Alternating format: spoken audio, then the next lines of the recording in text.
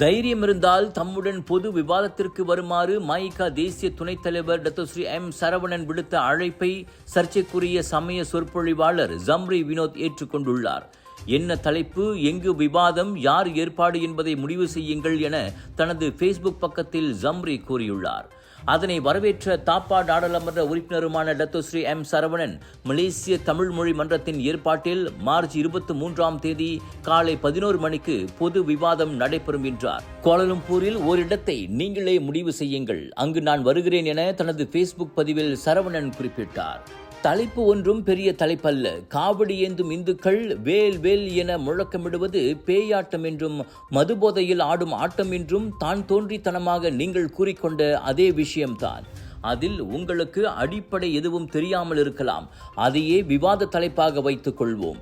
இனி முடிவு உங்கள் கையில் என தனது ஃபேஸ்புக் பதிவை சரவணன் முடித்துள்ளார். இருவருக்கும் இடையிலான இந்த பொது விவாதம் உறுதியானால் உள்ளூர் அரங்கில் இருவேறு சமயங்களைச் சேர்ந்த இருவர் பங்கேற்கும் பரபரப்பான விவாதமாக இது அமையும் என்பதில் ஐயமில்லை. இந்துக்களை ஏற்கனவே பல முறை இழிவுபடுத்தியவர்தான் இந்த ஜம்ரி வினோத். இந்நிலையில் தனியார் மலாய் வானொலியான எஸ்ட்ரோவின் ஏரா எஃப்எம்மின் அறிவிப்பாளர்கள் வேல்வேல் முழக்கத்தை சிறுமைப்படுத்தும் வகையில் நடனமாடி சிரிக்கும் வீடியோ தொடர்பில் அழையா விருந்தினராக வந்து தேவையில்லாததை எல்லாம் பேசி தற்போது தானே சர்ச்சையில் சிக்கிக் கொண்டுள்ளார். அவர் மீது நாடளாவிய நிலையில் பல்வேறு தரப்பினர் போலீஸ் புகார்கள் செய்து வருவதும் குறிப்பிடத்தக்கது. இந்துக்களின் மனதை புண்படுத்தியுள்ள வேல்வேல் வீடியோ சர்ச்சையில் எஸ்ட்ரோவின் ஏரா எஃப்எம் வானொலி அறிவிப்பாளர்களின் மன்னிப்பை மலேசிய இந்து சங்கம் ஏற்றுக்கொண்டிருக்கிறது.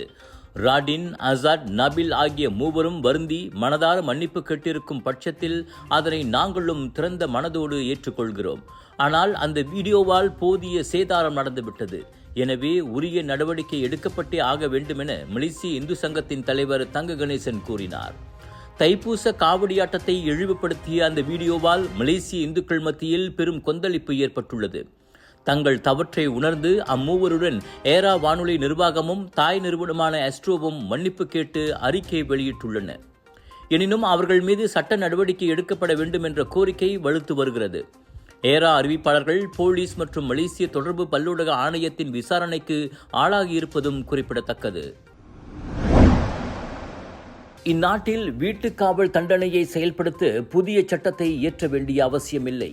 சட்ட சீர்திருத்தங்களுக்கான பிரதமர் துறை அமைச்சர் டத்தோஸ்ரீ அசாலினா உத்மான் சயித் அதனை தெரிவித்துள்ளார். எந்த ஒரு வீட்டையோ கட்டிடத்தையோ அல்லது இடத்தையோ சிறைச்சாலையாக அறிவிக்க உள்துறை அமைச்சருக்கு நடப்பிலுள்ள சிறைச்சாலை சட்டமே அதிகாரத்தை வழங்குவதாக தேசிய சட்டத்துறை அலுவலகம் கருதுகிறது. சுருக்கமாக சொன்னால், ஒரு கைதியை வீட்டுக்காவலில் வைக்க உள்துறை அமைச்சருக்கு அதிகாரம் இருப்பதாக அசாலினா விளக்கினார். சிறை கைதிகள் தங்களின் எஞ்சிய தண்டனை காலத்தை வெளியில் அனுபவிக்க குறிப்பிட்ட நிபந்தனைகளோடு விடுவிக்கப்படலாம். ஒருவேளை அந்த நிபந்தனைகளை பின்பற்ற தவறினால் கைதிகளுக்கு அபராதம் விதிக்கப்படலாம் அல்லது மீண்டும் சிறைக்கு அனுப்பப்படலாம்.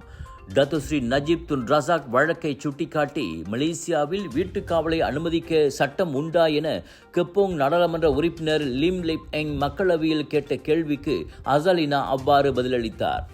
15வது மாமன்னரின் ஆணைக்கேற்ப தன்னை வீட்டுக்காவலில் வைக்க கோரி அந்த முன்னாள் பிரதமர் சட்ட போராட்டத்தில் இறங்கியிருப்பது குறிப்பிடத்தக்கது. எஸ்ஆர்சி ஊழல் வழக்கில் நஜீப்பின் 12 ஆண்டுகள் சிறை தண்டனையை பாதியாக குறைத்த அப்போதைய மாமன்னர் நஜீப்பை வீட்டுக்காவலில் வைக்கவும் கூடுதல் உத்தரவு பிறப்பித்ததாகவும், எனவே அதனை அமல்படுத்த அரசாங்கத்தை கட்டாயப்படுத்த வேண்டும் என்றும் கூறி நஜீப் நீதிமன்றத்தை நாடியுள்ளார்.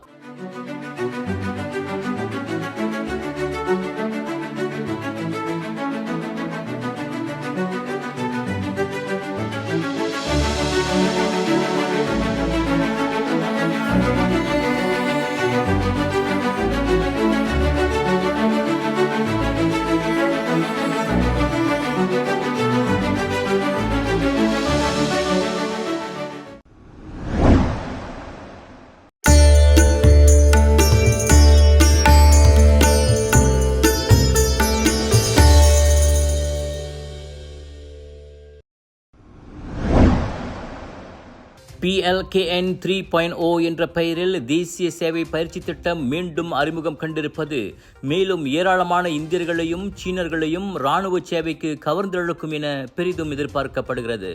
தற்காப்பு அமைச்சர் டத்தோஸ்ரீ முகமது காலித் நூர்டின் அவ்வாறு கூறியுள்ளார். டிசம்பர் 31 வரையிலான தகவலின்படி மலேசிய ராணுவ படையில் 1670 பேர் மட்டுமே இந்தியர்கள் ஆவர். மொத்த படைபலத்தில் அது 1.4 விழுக்காடு என காலிட் சொன்னார்.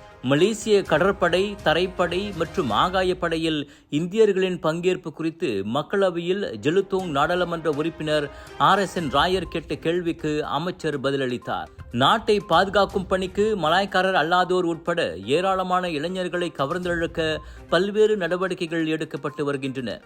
பள்ளிகள் மற்றும் பேருங்காடிகளில் விளக்க கூட்டங்கள், விளம்பர நடவடிக்கைகள் போன்றவற்றை நடத்துவதில் அவற்றில் அடங்கும். அதே சமயம் நாடு முழுவதும் வேலைவாய்ப்பு கண்காட்சிகளிலும் ராணுவம் பங்கேற்பதாக அமைச்சர் கூறினார்.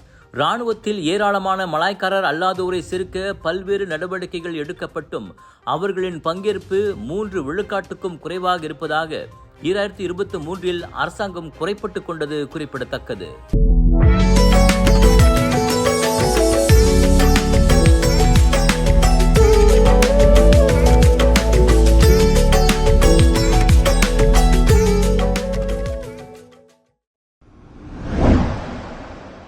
ஜோஹரில் பல்வேறு இடங்களில் 1 கிலோகிராம் மற்றும் 2 கிலோகிராம் சமையல் எண்ணெய் பாட்டில்களுக்கு பற்றாக்குறை ஏற்பட்டுள்ளது. கூலாய், பசேர் கூடாங், லார்கின், தம்போய் போன்ற இடங்களில் மளிகை கடைகளிலும் சூப்பர் மார்க்கெட்டுகளிலும் இவ்வாண்டு தொடக்கத்திலிருந்தே சமையல் எண்ணெய் கையிருப்பு தீர்ந்திருப்பதாக சில்லறை வியாபாரிகள் கூறினர். சமையலுக்கு பயன்படுத்தப்படும் அந்த செம்பெண்ணெய் எண்ணெய் 1 கிலோகிராம் பாட்டில் வடிவில் 6 ரிங்கிட் 90 சென்ட் விலையிலும் 2 கிலோகிராம் பாட்டில் 12 ரிங்கிட் 70 சென்டாகவும் விற்கப்படுகிறது. தற்போதைக்கு மாற்று ஏற்பாடாக கடலை எண்ணெய், கனோலா எண்ணெய், சோள எண்ணெய், சூரியகாந்தி எண்ணெய் இருக்கின்றன. ஆனால் அவற்றின் விலை கிட்டத்தட்ட 2 மடங்கு அதிகமாகும். என்ற போதிலும் உதவித்தொகை பெறப்பட்ட 2 ரிங்கிட் 50 சென்ட் விலையிலான சமையல் எண்ணெய் பாக்கெட்டுகளின் கையிருப்புக்கு பாதிப்பில்லை என கண்டறியப்பட்டுள்ளது. சமையல் எண்ணெய் பாட்டில்களுக்கு நிலவும் பற்றாக்குறை தேசிய பிரச்சினை என்கிறார் ஜோஹர் மளிகை மற்றும் பல்பொருள் வியாபாரிகள் சங்கத்தின் செயலாளர் வாங் கொக் வாய். கச்சா எண்ணெய் விலை வரலாறு காணாத உச்சத்தை தொட்டிருப்பதே அதற்கு காரணம் என அவர் சொன்னார். உலக கச்சா எண்ணெய் விலை பீப்பாய்க்கு 5300 ரிங்கிட்டாக உயரும் என எதிர்பார்க்கப்படுகிறது. இதற்கு முந்தைய உச்சக்கட்ட விலை 3800 ரிங்கிட் ஆகும். இந்நிலையில் அரசாங்க கட்டுப்பாட்டு விலையில் விற்பனை செய்வது லாபகரமானது அல்ல என்பதால் சமையல் எண்ணெய் உற்பத்தியை அதிகரிக்க தொழிற்சாலைகள் தயங்குவதாக வாங் கூறினார். இப்பிரச்சினைக்கு அரசாங்கம் ஏதாவது தீர்வு காண வேண்டும் என்பதே வியாபாரிகள் மற்றும் பொதுமக்களின் எதிர்பார்ப்பாக உள்ளது. Colors of India பெருமையுடன் வழங்கும் Perak International Indian Expo and Viral Food Festival Aeon Big Fallen Ipoh Perakil 5 to 9 March வரை. Viral Food Festivalil 100க்கும் அதிகமான உணவுகள், பிரியாணி, பானிபூரி, பஞ்சாபி ஸ்வீட், குனாஃபா, goli soda, cheese nachos, wholesale விலையில் காலிவுட், பாலிவுட் சாரிகள், kids wear, home accessories, Punjabi suits, kurta, kurtis, lehenga என 80% வரை டிஸ்கவுண்டட் விலைகள். Aeon Big Fallen Ipoh Perakil. Big sale, big discount.